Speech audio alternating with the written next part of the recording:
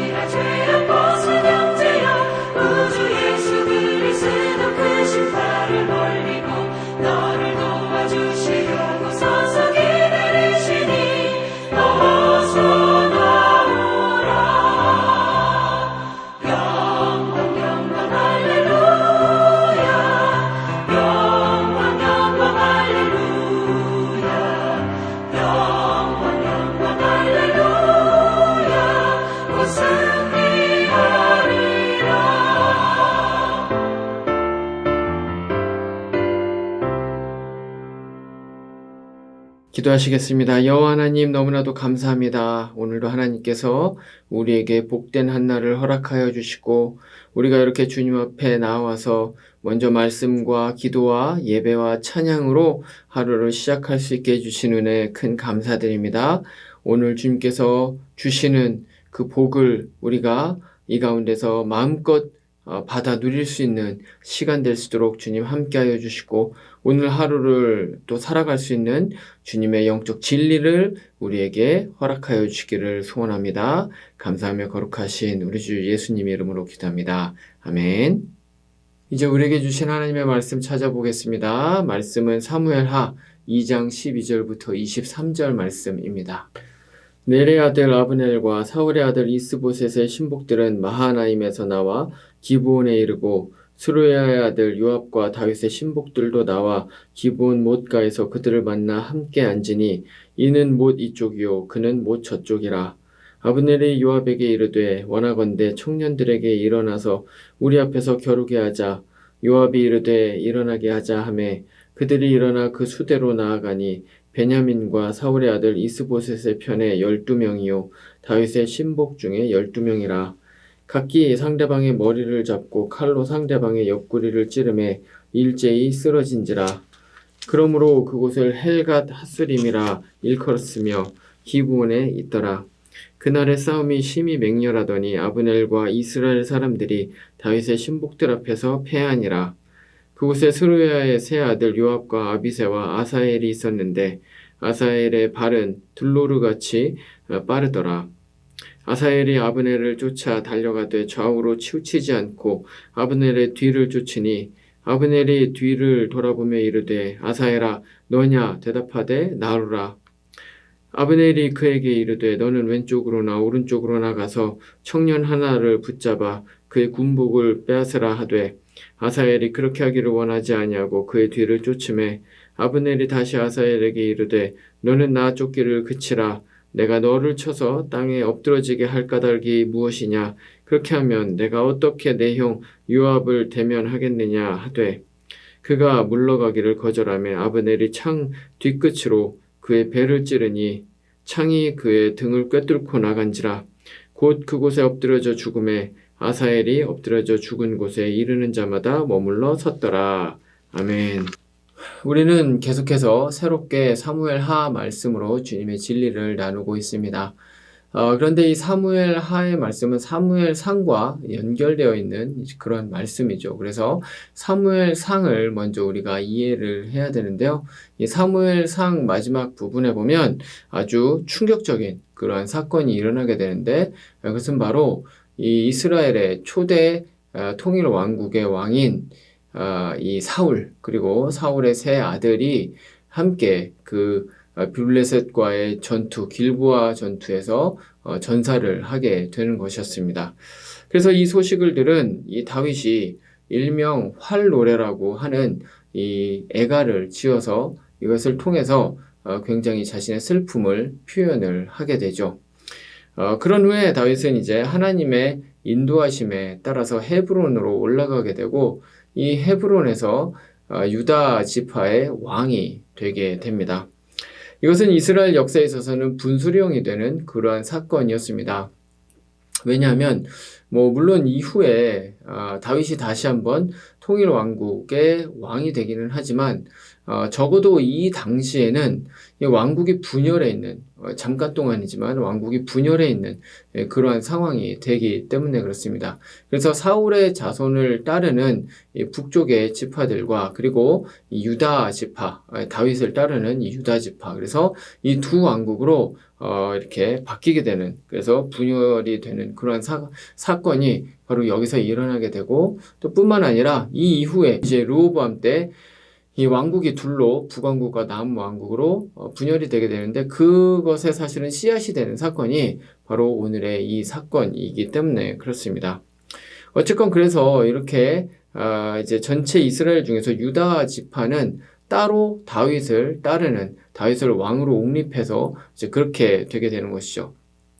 근데 이로 인해서 긴장하게 되는 사람들이 있었는데 그 사람들이 바로 사울을 따르던 바로 그 사람들이었습니다. 비록 사울이 죽기는 했지만 그의 신하들과 그리고 그 조직 그리고 그 군대는 여전히 건재했었습니다. 그래서 사울이 죽은 이후에 아마 수년간 왕이 없었던 것 같습니다. 그런데 이런 상황에서 다윗이 이 유다 지파의 왕이 되자 이때 이제 긴장을 하고 자신들에게는 어떤 위험을 감지를 하게 되는 것이죠. 그래서 이때 아브넬, 그 당시 이제 아브넬은 사울의 군대 장관이었죠. 이 사람이 중심이 돼서 사울의 아들이었던 이스보셋을 왕으로 옹립을 하게 됩니다. 그런데 이렇게 이제 두 개의 왕국이 생기게 되면서 당연히 긴장 관계가 형성될 수밖에 없었습니다. 그리고 그것이 이제 폭발하는 사건이 오늘 말씀에 나와 있는 이 기브온 전투인데요. 왜냐하면 기브온이 그 당시 가지고 있었던 그 상징적인 의미가 있었기 때문에 그렇습니다. 이 기브온은 그 당시에 하나님의 이 성막이 이제 있었습니다. 그래서 이 성전이 지어지기 이전까지 이 기브온은 그 산당이 지어져서 그곳에서 하나님 여호와 하나님께 제사를 드리는 그런 장소로 쓰이게 되는 것이죠. 그래서 이 기브온을 누가 차지하느냐에 따라서 이스라엘 전체를 누가 다스리는가, 그래서 이스라엘의 실권을 잡게 되는 그 패권이 있는 그 상징적인 장소가 바로 이 기브온이었습니다. 그래서 여기서 이제 북쪽 지파를 이끌고 있는 이 군대 장관인 아브넬이 내려오게 되고 또 뿐만 아니라 다윗의 군대 장관인 요압이 또 자신의 군대를 이끌고 기브온으로 가서 바로 이 기브온에서 싸움이 일어나게 되었던 것이죠. 그래서 처음에는 양쪽에서 12명씩을 이제 선발을 해서 그들이 싸움을 하게 되는데요. 오늘 말씀에 따르면 이들이 서로의 머리채를 잡고 서로의 옆구리를 찌르는, 동시에 찌르는. 그래서 이 12명씩 해서 24명이 한꺼번에 그 자리에서 죽게 됩니다. 또 뿐만 아니라 이 일로 인해서 이제 전투가 일어나게 되는데 굉장히 격렬한 전투가 일어나게 되는 것이죠. 그런데 이 전투에서 아브넬의 군대가 밀리게 됩니다. 그래서 아브넬이 퇴각을 하게 되죠. 그런데 아브넬이 퇴각을 하는 이것을 잡기 위해서 쫓아오는 사람이 있었는데 그 사람이 바로 이 요압의 동생인 아사엘이었습니다. 그래서 아사엘이 막 쫓아오다가 결국에는 어떻게 됩니까? 아브넬에게 죽임을 당하게 되죠. 저는 이 잔인한 살육의 현장을 보면서 사실은 너무 안타까운 마음이 먼저 들게 되었습니다. 왜냐하면 사실은 오늘 말씀에서 죽고 죽이는 이 사람들은 사실은 한 가족, 한 동족이기 때문에 그렇습니다. 같은 이스라엘 민족인데 서로에게 칼을 빼어들고 서로를 죽이는 이와 같은 일이 일어나고 있었다는 것이죠. 그래서 사실은 가족을 죽이면 이게 누가 승자고 누가 패자가 있겠습니까? 모두가 다 패자가 되는 것이죠. 게다가 지금 이 싸움을 벌이고 있는 사울의 중심은 사실은 베냐민 족속이었고 그리고 다윗의 중심은 유다 족속이었는데 이 베냐민과 유다는 이 영토에 있어서 바로 접경하고 있는 바로 남과 북으로 딱 맞대고 있는 그러한 사람들이었습니다. 이거 무슨 말입니까? 이웃이었다는 거죠. 이웃. 그래서 그 거리가 굉장히 짧은 거리였고 그러다 보니까 당연히 자주 왕래하는 사람들이었다는 것입니다. 여기에 나온 군사들은 사실은 서로가 서로를 너무나도 잘 알고 있는 친구지간이었다는 것이죠. 그래서 저는 이 장면을 보고 상상을 하면서 우리나라 대한민국의 이 한국의 역사를 돌이켜보게 됐습니다. 우리가 이제 6.25를 겪었지 않습니까? 근데 그 6.25는 동족 상잔의 비극이다라고 그렇게 이야기를 합니다. 그래서 그것을 아주 잘 나타내주는 한 가지 실화가 있는데 아마 들어보신 분들도 계시리라고 생각이 드는데 한 형제가 있었습니다. 그런데 이 한 형제가 형은 남한의 국군으로 징집이 되고 또 동생은 북한의 인민군으로 징집이 돼서 이 둘이 서로 같은 전장에서 만나게 되는 그게 실제적으로는 실화로 일어나게 됐고 그것을 모티브로 한 그 영화도 이제 만들어지게 되는 것이죠. 얼마나 안타까운 일입니까? 형과 동생이 서로에게 총뿌리를 겨눠야 되는 이거는 사실은 일어나서는 안 되는 일이 일어났던 것이죠. 근데 오늘의 말씀에 나와 있는 이 이스라엘의 동족 상잔의 비극이 사실은 그와 같은 일이었다는 것입니다. 그러면 왜 이런 동족 상잔의 비극이 일어나게 된 것이었을까요? 그것을 사실 올라가 보면 그 이유는 사울의 죄악 때문이었다는 사실을 우리가 알 수가 있습니다. 사울이 왕이 되었을 때만 해도 사실은 사울은 굉장히 좋은 왕이었습니다. 겸손한 왕이었죠. 하지만 왕이 된 이후에 완전히 사람이 돌변해 버리게 됩니다. 그래서 하나님의 말씀에 불순종하게 되는데 첫 번째로는 사무엘상 13장에 나오는 것처럼 블레셋과의 전투를 앞두고 제사를 드리려고 하는데 사무엘이 잘 안 오니까 늦게 오니까 더디 오니까 이 사람이 마음이 조급해져서 사울이 자신이 제사장도 아니고 왕인데 해서는 안 되는 일을 하죠. 자신이 제사를 집례를 하게 되는 그런 일이 일어나게 됩니다. 또 뿐만 아니라 그 이후에 사무엘상 15장에 보면 아말렉과의 전투를 하게 되는데 이 아말렉은 하나님께서 반드시 진멸해야 된다라고 그렇게 말씀을 하십니다. 왜냐하면 이 출애굽 당시에 이 아말렉이 이스라엘의 이스라엘의 뒷부분을 치는데요. 여기에는 당연히 뒤에 쫓아오는 사람들이니까 어떤 사람들이었겠습니까? 힘이 없고 연약한 노약자들, 어린이, 여성 이런 사람들이 있었는데 아말렉이 이 뒤를 치는 것입니다. 그래서 하나님께서 그때 굉장히 진노하셔서 이 아말렉을 이 세상에서 없이 해버리겠다. 그렇게 말씀을 하십니다. 그리고 그 일을 지금 바로 이 사울을 통해서 하시려고 하셨습니다. 그래서 진멸하는 헤렘 전쟁이라고 이야기를 하죠. 모든 것을 다 완전히 전멸시켜버리라는 그러한 명령을 합니다. 근데 여기서 사울이 전투에서 승리를 하지만 사울은 거기에서 진멸하지 않습니다. 이 아말렉의 왕이었던 아각을 데리고 오고요. 그리고 양과 염소 이런 것들을 이제 가지고 오게 됩니다. 그래서 하나님께서 너무나도 화가 나셔서 이 불순종하는 사울 왕을 이제 완전히 폐위시켜 버리겠다. 그렇게 말씀을 하시죠. 하지만 사울은 자신의 왕권을 놓을 생각이 없었습니다. 그래서 하나님께서 다음 왕으로 생각을 하고 있었던 이 다윗을 죽이려고 하게 되는 것이죠. 그런데 저는 이런 가정을 한번 해보게 되었습니다.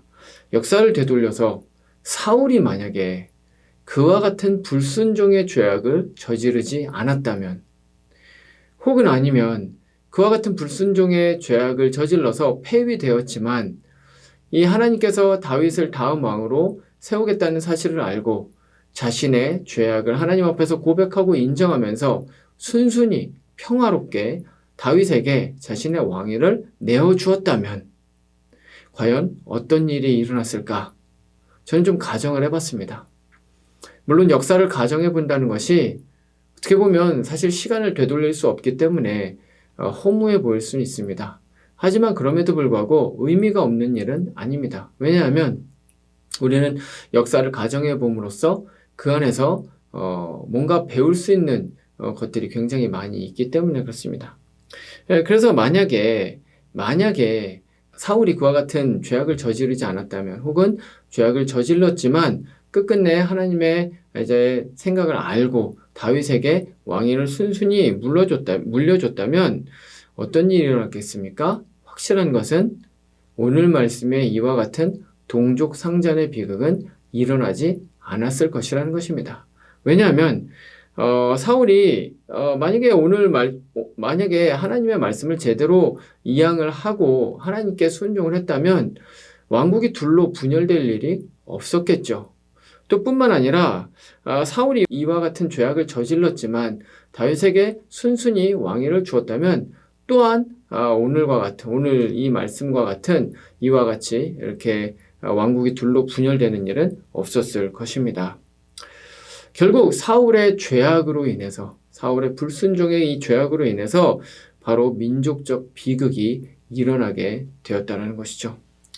여기서 우리는 한 가지 깨달을 수 있는 진리가 있는데요. 그것은 죄악은 죄악 그 자체로 끝나지 않는다는 것입니다. 무슨 말이냐면 죄는 반드시 또 다른 죄를 낳을 수밖에 없다는 것이죠.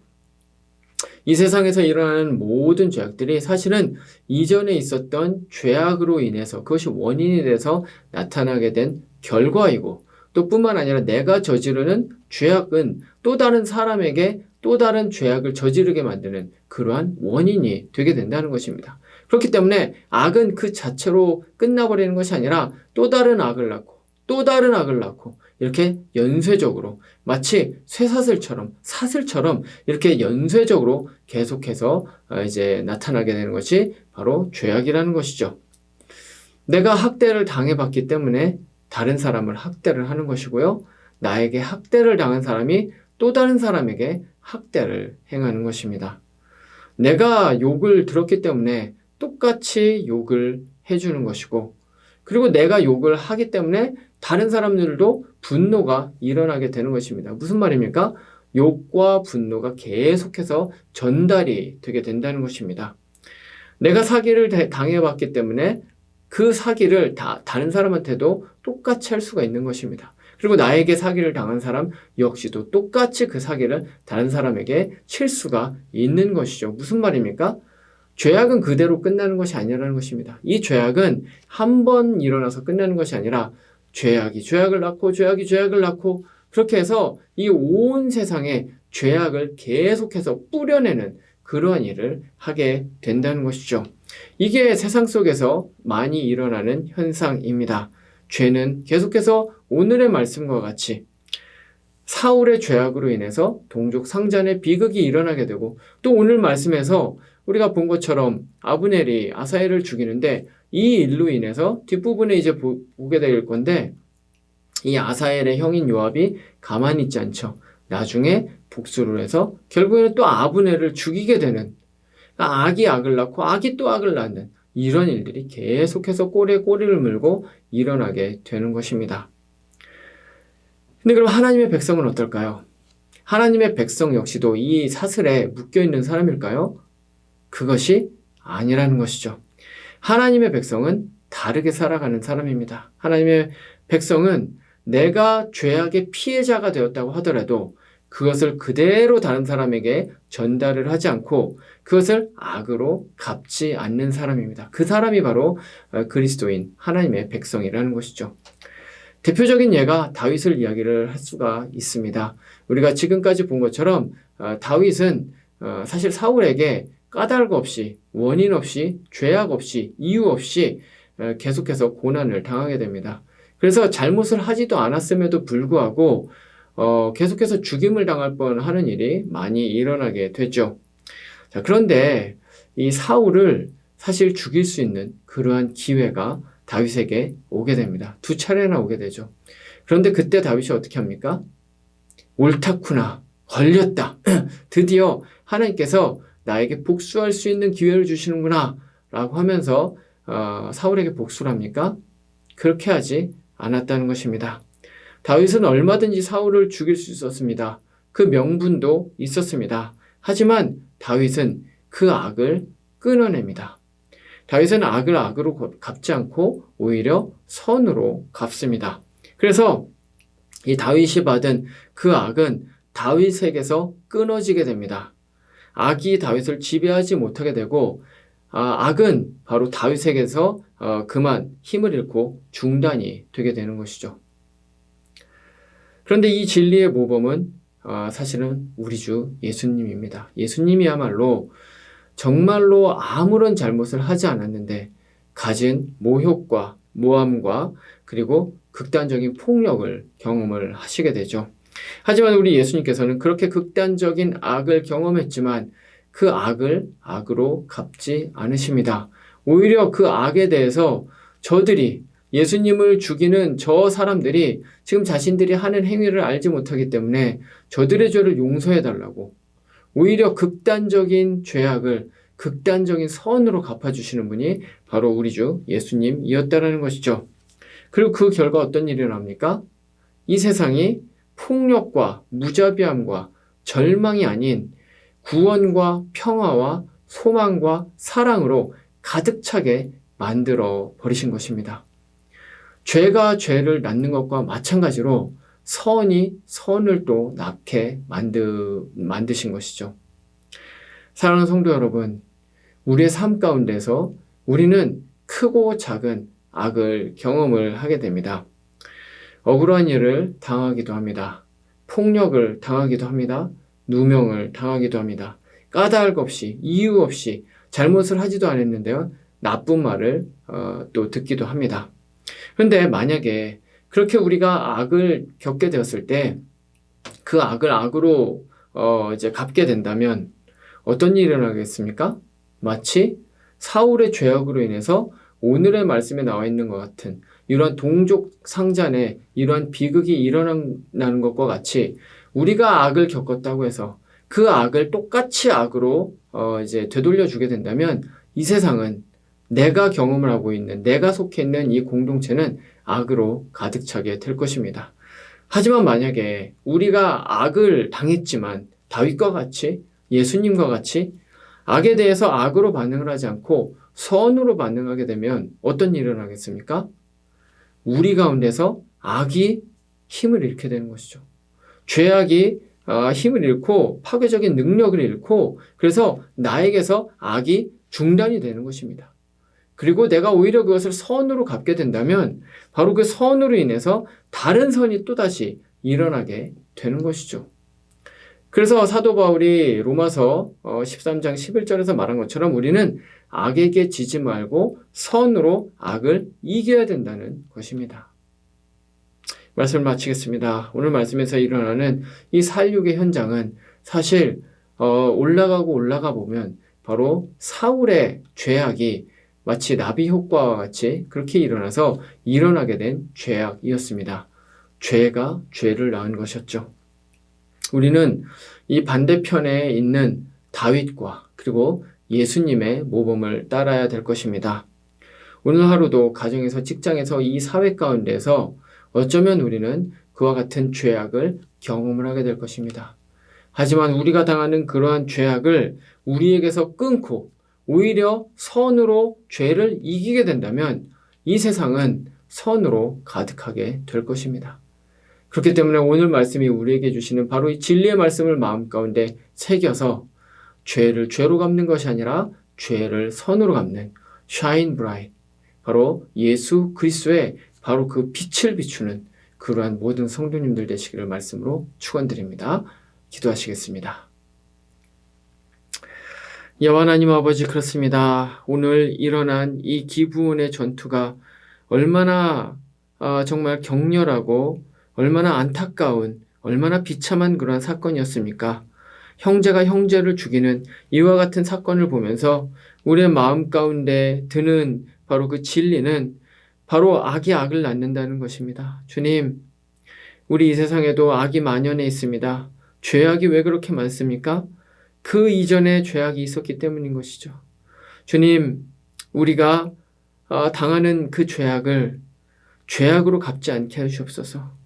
악을 악으로 갚지 않고 악을 선으로 갚음으로 말미암아 우리가 있는 공동체 가운데에서 하나님의 어둠 가운데 빛이 비춰지는 그러한 놀라운 일들이 일어날 수 있도록 우리와 함께 하시옵소서. 오늘도 가정 가운데서, 사회 가운데서, 직장 가운데에서 하나님 오셔 어쩌면 우리가 악을 경험을 할 수가 있습니다. 악을 당할 수가 있습니다. 모욕을 당할 수가 있습니다. 폭력적인 일을 당할 수가 있습니다. 하지만 우리가 똑같이 악으로 그것을 되갚는 것이 아니라 그것을 참음으로, 오히려 그들을 위해서 기도해 줌으로, 오히려 평안을 전함으로, 오히려 그들에게 미소를 지어줌으로 하나님 선을 행할 수 있는 우리 모두가 될 수 있게 하여 주시기를 소원하며 감사하며 거룩하신 우리 주 예수님 이름으로 기도합나이다. 아멘. 이제 개인의 기도 제목으로 기도하시겠습니다.